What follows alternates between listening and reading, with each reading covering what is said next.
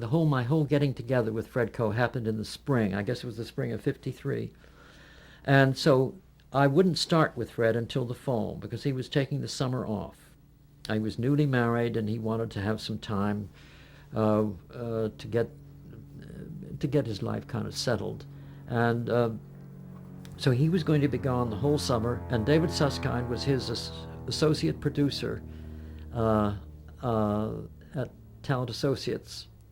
And he admired David prodigiously. He thought he was wonderful and very talented and a hustler, a real hustler. So he let David be the producer during the summer. Of Philco-Goodyear. Philco-Goodyear, both Philco and Goodyear for the whole summer, 13 weeks, whatever it was. But as I say, that made no difference in the quality of the shows. They were still the top-grade productions that we had in the wintertime. And unbeknownst to Fred, I didn't find all this out later, David asked me to write not one, but two shows for him that summer, which I did. And they were actually, they were two of my best plays, to tell you the truth. And I understand that when Fred found that out, there was a terrible fight, that he was furious, because I was Fred's new writer, and he wanted to launch me with my first show in September. And here David had just trampled on it and had put me two shows ahead in the summertime. There was only one show between my two plays, and Richard Nash play called The Rainmaker. I remember it well, with Geraldine Page. Wow. Anyway, no, it wasn't Geraldine Page. I've forgotten who the actress was. But that's how it happened, that the Haven was the first one that I sold, that I wrote two other ones which went on the air first. Tell me about both of those plays. Beg your pardon? Tell me about both of those plays. The first one was... Ernie Barger is 50. Now that was really about Steubenville, Ohio. Even the name, Barger, was a name out of my childhood.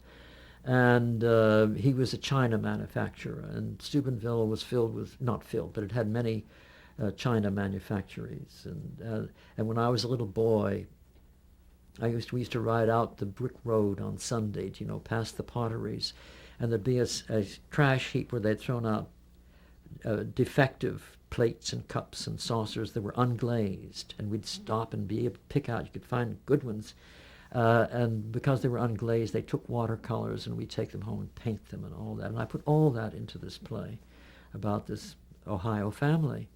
And it was about a man, but the idea for the play came from my roommate Ray's business experience. He'd worked with two bosses, and one of them was very forward-going, the other was very reactionary. And they reached a pitch where the outgoing one said that he was through with the other one, And that was my story, but I put it in Steubenville, Ohio. A very conservative dad of one son and an ailing wife, and his boss is a big go-getter, and he just says, I know you can stay in the business, but you got to take it easy. We'll find things for you to do, that kind of thing. And the man was 50 years old, and he goes to his son's commencement, and he discovers that the son does not need him anymore. Now he's out of college. He even sneaks off and gets married that night without telling him. And his wife is at home all the time, feeling ailing and sick. And he has a father that he tries to befriend again, but it's too late. The father loves to walk to the cemetery on his own to sit at his wife's grave. He doesn't need his son. In short, at the age of 50, he finds out that nobody needs him. And that was what the story was about, except he finds in the end that his wife really needs him, and that's the most important one. It was a very touching last scene, one of the best I ever wrote, if I may say so. And I don't say that easily about my own writing.